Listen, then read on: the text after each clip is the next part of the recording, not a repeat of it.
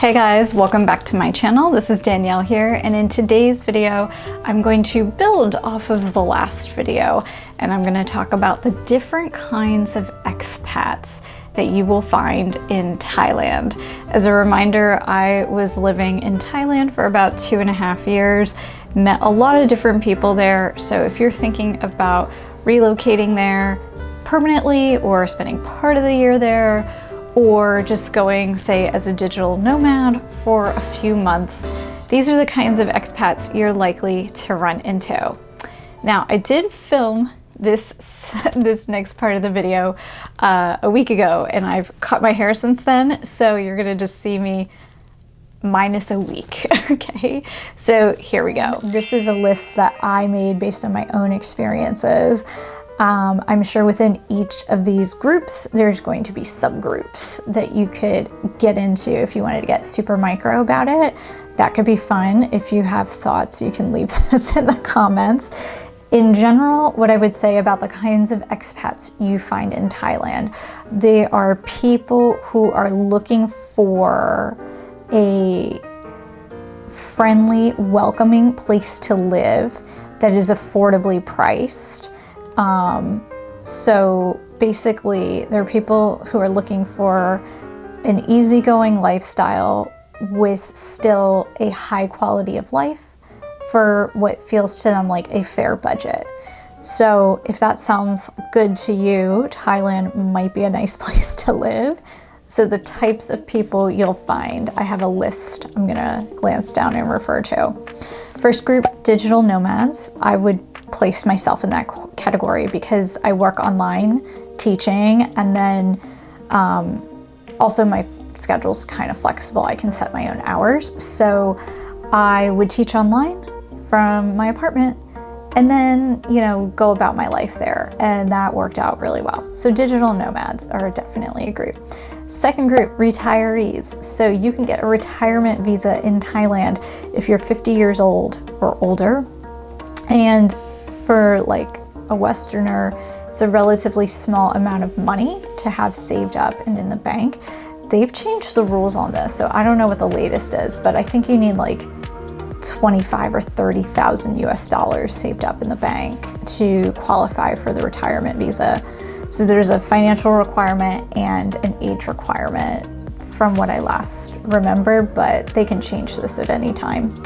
Next one would be teachers. So just like a lot of countries in East Asia and Southeast Asia, they hire teachers from abroad, especially English teachers.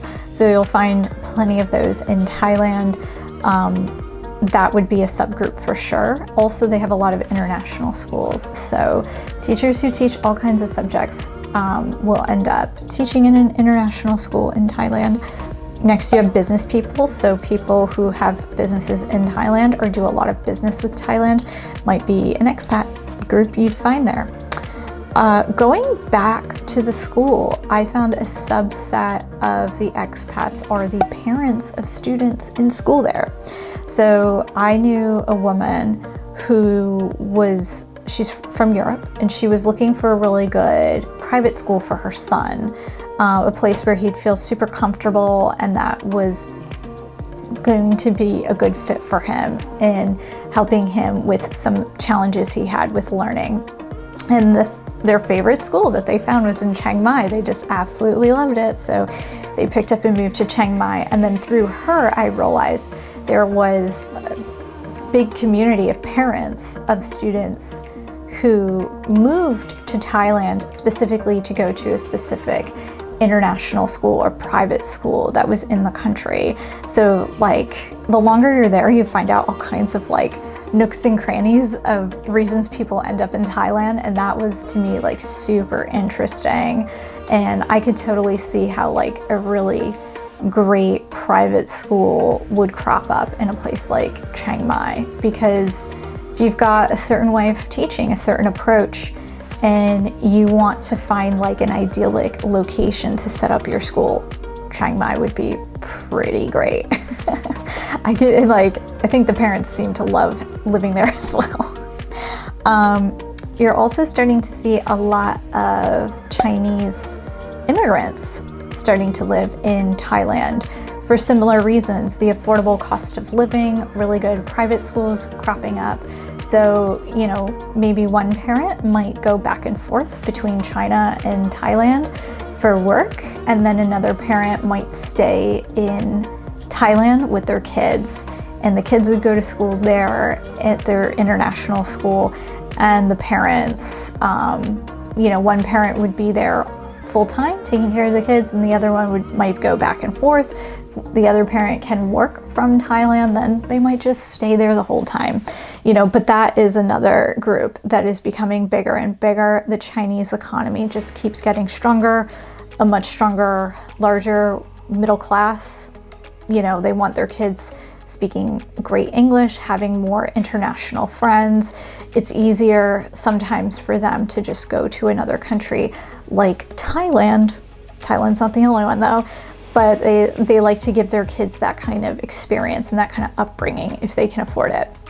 Okay, another kind of group you'll definitely run into are like new age hippies. So these are people who might be super into yoga, meditation.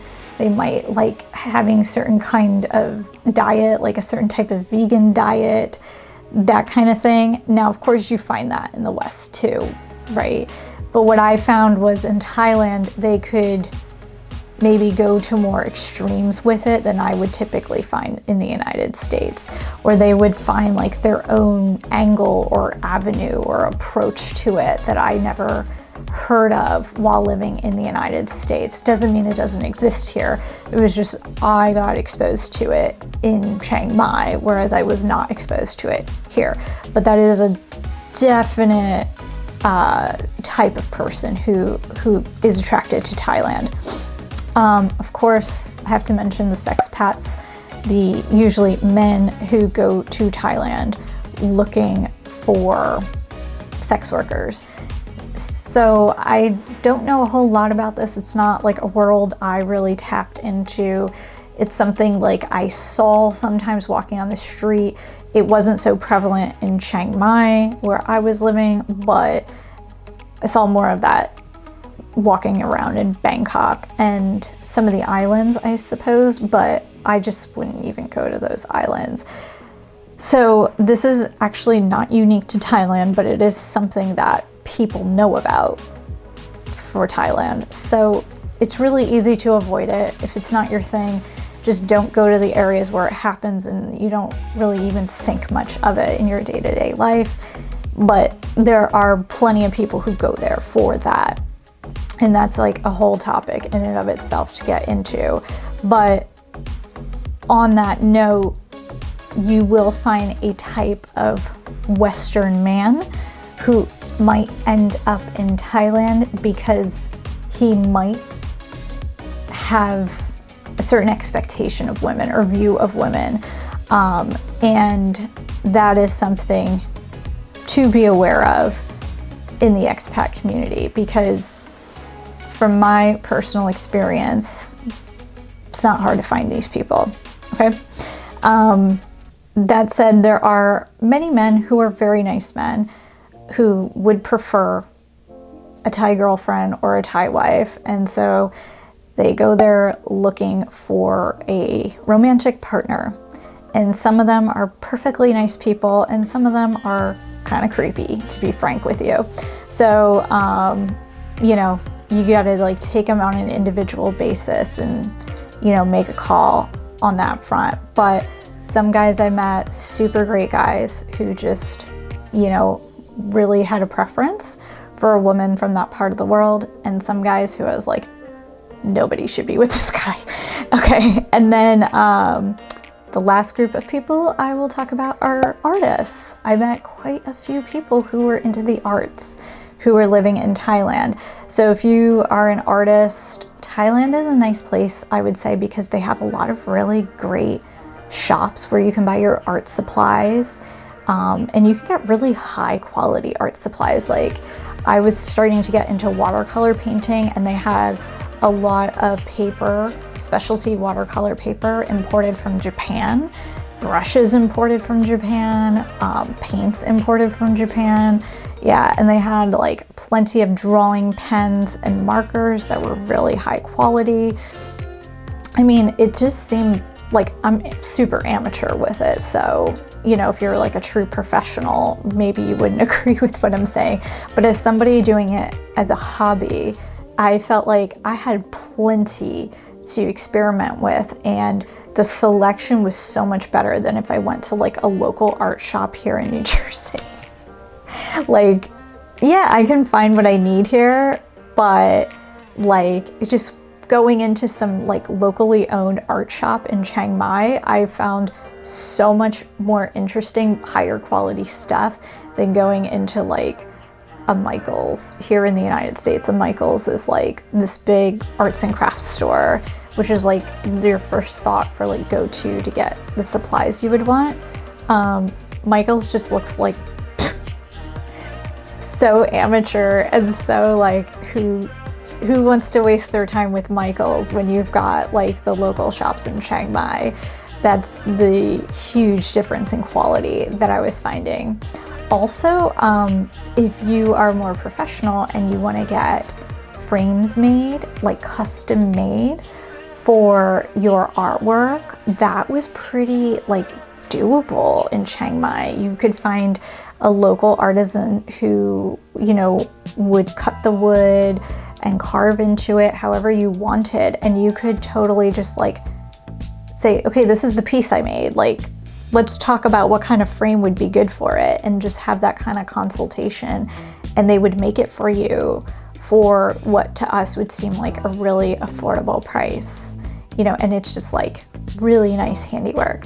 So if you are an artist, you know, and you want an affordable lifestyle and amongst really nice people, check out Thailand, especially Chiang Mai. I think you might be a little happy over there. So these are, you know, just some of my reasons for why I lived in Thailand for 2.5 years. I still really like it, especially for the pandemic. Wish I were there, but there was really no way for me to know how this was going to turn out. So I'll be here in New Jersey for the time being. I hope this video was helpful for you to understand some of the thought process and reasons why people like to go there and live there. If you have any questions for me, you can leave them in the comments, especially if you're thinking about it, but you're not sure because you're wondering about something I didn't mention. You know, you can ask that in the comments. If this video was helpful, you can hit the like button and subscribe to get more videos from me about travel and cultural topics. I'll see you in the next video. Bye.